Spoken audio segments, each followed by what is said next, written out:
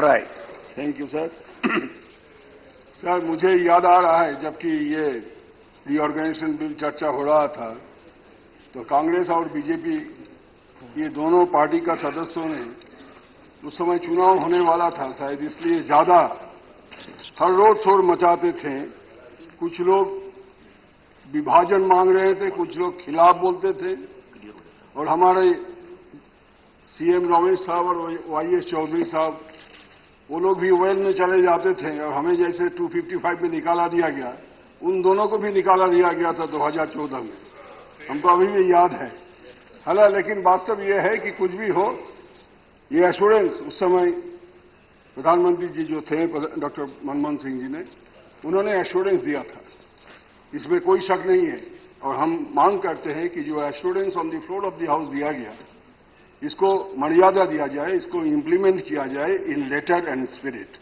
There should not be two opinion.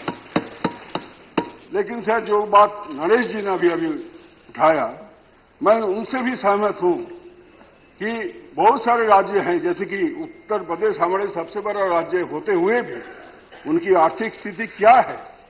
उन सब राज्यों को जो लोग अपनी विरासत से जो डेट मिला है, डेट बर्डन मिला है, उसके ऊपर भी थोड़ा ध्यान रखना चाहिए। मैं आरबीआई का एक आंकड़े आपको माध्यम से सरकार से हम सरकार को सुनाना चाहते हैं। 2016 का मार्च का एक आंकड़े रिजर्व बैंक ने रिलीज किया, उससे पता चलता है नंबर 1 है महाराष्ट्र, उनका डेट बर्डन है 3,79,000 करोड़ से ज्यादा रुपया। उत्तर प्रदेश 3,27,000 करोड़ से ज्यादा, उनको भी विरासत से मिला है, हमको भी मिला है, महाराष्ट्र को भी मिला है।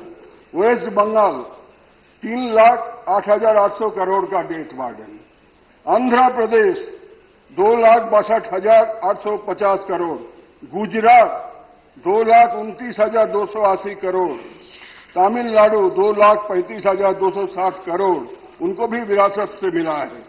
सो अगर इस तरह 10 राज्य है, तमिलनाडु भी है, कर्नाटक भी है, मध्य प्रदेश है और केरला भी है, तो 10 राज्य की हालत बहुत ही खराब है, जिनका डेट बर्डन है 1,60,000 से 3,80,000 करोड़ तक, इतना डेट बर्डन है। ये 10 राज्य के लिए मेरे विचार से हमारा निवेदन है आपके माध्यम से सरकार से कि चीफ मिनिस्टर लोगों को बुलाएं और एक रास्ता निकाला जाए। जैसे कि आंध्र को मदद दिया जा रहा है, हम समर्थन में हैं।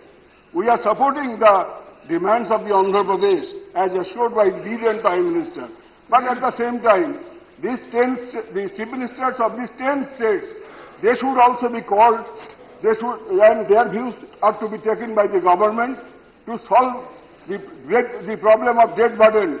How to get rid of this debt burden? One way should be involved, otherwise there will be a serious financial crisis, sir. And ये लगता है जो एक्सपर्ट्स लोग बोलते हैं कि 2016-17 में अगर ये डेट बर्डन का मुद्दा, ये समस्या को हल नहीं किया जाए तो ये 10 राज्यों की हालत इस जगह पर पहुंचेगा कि ये सरकारी कर्मचारी लोगों को तनख्वाह देने सकेगा कि नहीं सकेगा, इतना दूर तक आर्थिक स्थिति का बुरा हाल हो जाएगा। तो मेरा आपके माध्यम से सरकार से निवेदन है, इसको भी विचार करें। ये 10 बड़े राज्य है, इसमें प्रधानमंत्री जी का राज्य भी है, हमारा राज्य भी है, उत्तर प्रदेश भी है, तमिल भी है, केरला भी है, राजस्थान भी है, इतने सारे राज्य। दूसरी बात यह है सर, ये सेंट्रल गवर्नमेंट में अभी 39 मेजर स्कीम को उन्होंने बंद कर दिया। 39 मेजर स्कीम को बंद कर दिया। उसके अलावा 58 इंपॉर्टेंट स्कीम जो है सेंट्रल गवर्नमेंट का, उसको भी अपना जो शेयर था सेंट्रल गवर्नमेंट का उतना रिड्यूस कर दिया कि अभी उसका सारे रिस्पॉन्सिबिलिटी राज्यों के ऊपर आ गया। सारे राज्यों को ज्यादा पैसा देने पड़ता है उसको लागू रखने के लिए, जारी रखने के लिए। ये हालात पैदा हो गया, इसको ऊपर भी सेंट्रल गवर्नमेंट को ध्यान रखना चाहिए।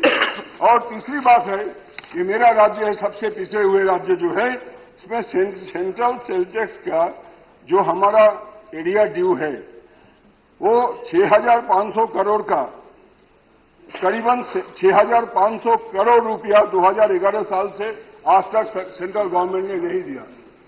ये जो एरिया है सेंट्रल सेल्फ टैक्स का, उसको रिलीज किया जाए, ये तो हमारा ड्यू है। ये नहीं कि हमको कृपा करेंगे सरकार, ये हमारा ड्यू है, कॉन्स्टिट्यूशनल हमारा प्रोप्राइटी है ये मिलने का। लेकिन हमें अफसोस है कहने में कि सरकार न जाने किस कारण हमारे सरकार के खिलाफ ये कार्रवाई कर रहे हैं, क्यों ये पैसा नहीं रिलीज कर रहे। मैं आपके माध्यम से सरकार से निवेदन करूंगा कि ये जो 6,500 करोड़ रुपया रेवेन्यू लॉस हो रहा है हमारा सेंट्रल सेल्स टैक्स के लिए, इसके ऊपर भी ध्यान दिया जाए। और सबसे आखिरी में मैं कहना चाहता हूं कि हमारे ये जो पे कमीशन का रिपोर्ट निकला है, सेंट्रल पे कमीशन, हर राज्यों में भी पे कमीशन बनाया जाता है और उसका भी रिकमेंडेशन कुछ राज्यों में आ गया, कुछ राज्यों में आने वाला है। उसके लिए बहुत सारे राशि हमको जुगाड़ करने पड़ता है। तो अगर हमको थोड़ा बहुत मदद नहीं मिलेगा और सेंट्रल पे कमीशन अपने नोट छपाते हैं और करेंसी नोट छपाते हैं और दे देते हैं, हमारे पास तो नोट छपाने का कोई मशीन है नहीं, राज्यों को पास कलकत्ता में सिर्फ नहीं है, आपका चेन्नई में भी नहीं है, आपका आंध्रा में भी नहीं है, आपका महाराष्ट्र में भी नहीं, कहीं भी नहीं है। ये अरुण जेटली जी का डिपार्टमेंट के पास है और किसी के पास नहीं है। तो नासिक में है, नासिक में है, महाराष्ट्र में है और हमारे बंगाल में एक बनाया गया था, वो बंद हो गया। तो बीरभूम डिस्ट्रिक्ट में बनाया गया था, बंद हो गया। सर, तो मैं ये हंसी मजाक का बात नहीं है, सीरियस बात है।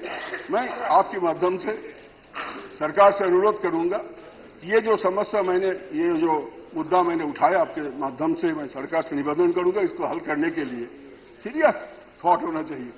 हर एक राज्य में 10 राज्य का नाम लिया, इस 10 राज्य का आर्थिक हालात इस जगह पे पहुंच गया कि अगर इस आर्थिक वर्ष में ये समस्या का हल नहीं किया जाए तो बहुत ही बुरा हालत पैदा हो जाएगा और ये देश के हित में नहीं होगा, देश के हित के खिलाफ होगा। और मैं आंध्र प्रदेश के जो डिमांड है उसको अंतर से मैं समर्थन करता हूं। धन्यवाद।